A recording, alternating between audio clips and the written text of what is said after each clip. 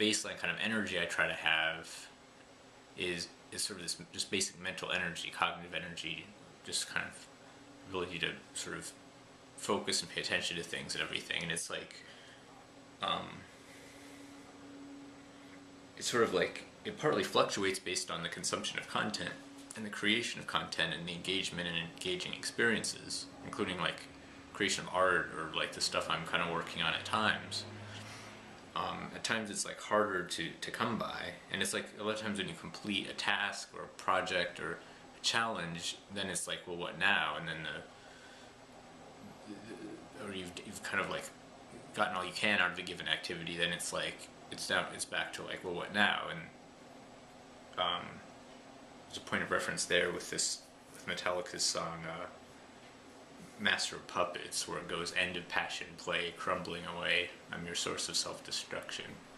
But that kind of references, I mean, in terms of my associations with it, it's like there's a point where you have like a level of passion, you're engaged in an activity, and then it could be a game or hypothetically drugs or sex or artistic creation or just a conversation or watching a television show, or I mean it's usually less so. I mean the word passion is usually not associated with consuming like a television show, but still, I mean there are times when you're just engaged mentally, and then it comes to be that you're at a point where where you're disengaged, and there are also points where it's just like you have to do so, like as people have told me thousands of times, you have to do things you don't want to do. Well, so arguably now this applies to this concept of like getting this website up, but it's like it's also the case that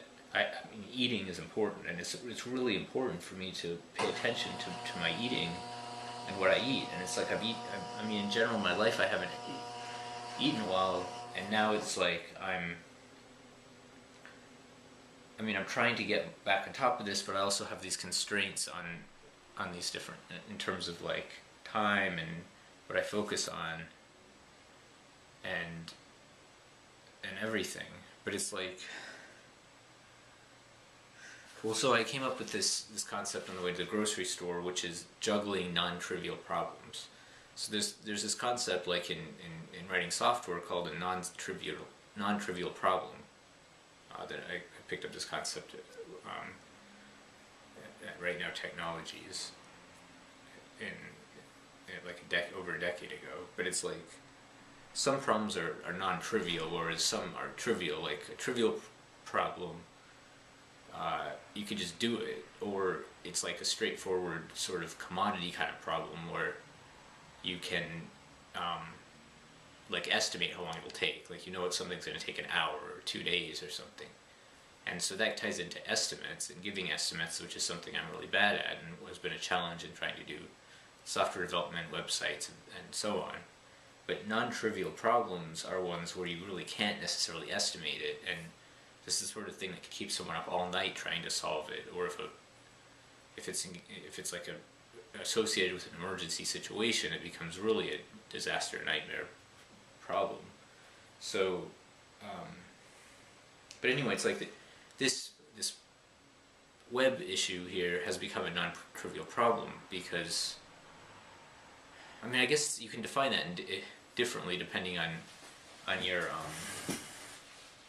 level of expertise or background knowledge or experience with different situations.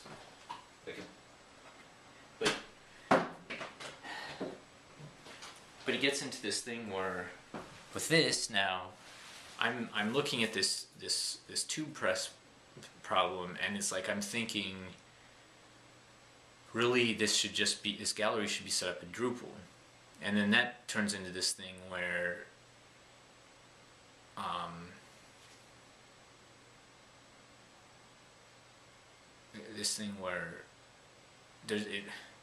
I mean, I can go through that process of getting it to work in Drupal, but that could take more time. So now I have a trade-off over trying to get this thing to work, which it's like this class is missing. I think there's a setting. I mean, it may not be that complicated,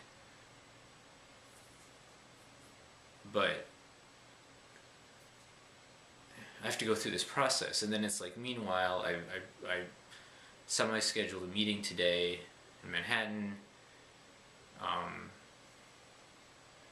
which I can push again, but it's like with a lot of these things, it's like, I mean, continuing to tell people, give people promises and then not come through and not interact is like a challenge, and it's a problem, and it's not fair to other people to continuously set up appointments and then not meet them or not get back to people. And it's like, but meanwhile, it's like I have this other web project where I need to fix this bug on this other site still hanging over me, and that's another situation where it's like complicated. I've tried to put some effort into it, and more than once, and it's like a problem.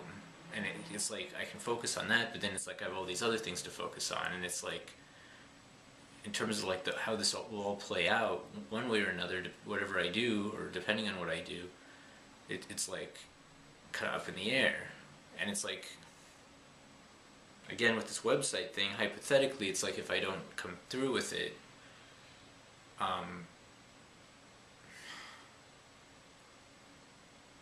it's like why am I here relative to the site? It's like, what's my role in this art and technology company that may play out of this, or production company? And I mean, it's come down to this whole thing where, I mean, part of it is, again, it goes back to this problem where there's no budget for this.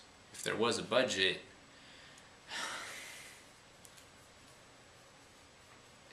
I don't know. I mean, it's like, I mean, it also gets into this thing where if I could hire somebody else to work on these things, I'd be in a little bit better shape, and I can function more on a production level. Or, I mean, there is a question of what would I do, and with Nick B, this has been a problem where he's basically been like, what are you doing? What's your role? What's your job? If in all of this, like, am I a manager?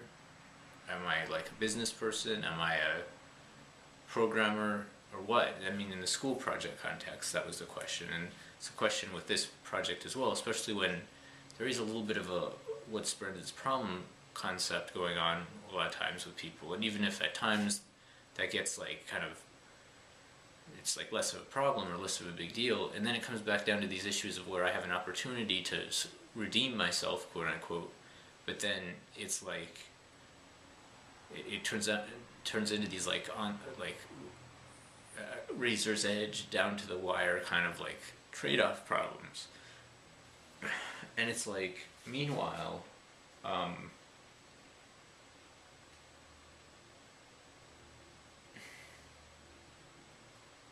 have at least begun to like put stuff on public on YouTube about these things, and I've developed a process where I record video, review video, spend a lot of time reviewing it.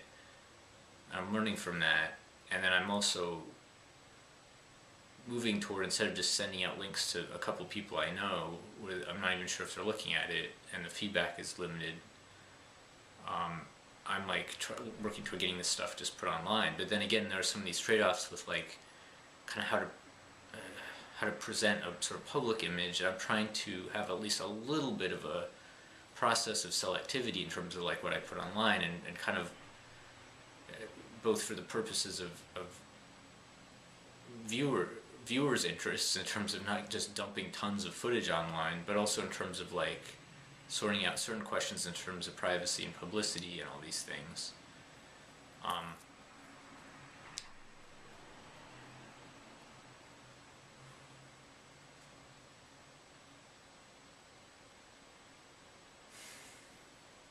And that gets into this whole thing with like how to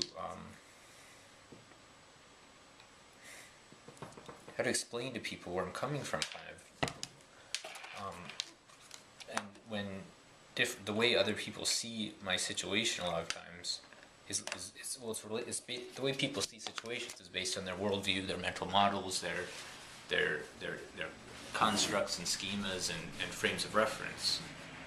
Always, but at times people do update those. But it's like, it's still like how to explain this whole thing, and except for life as a reality show.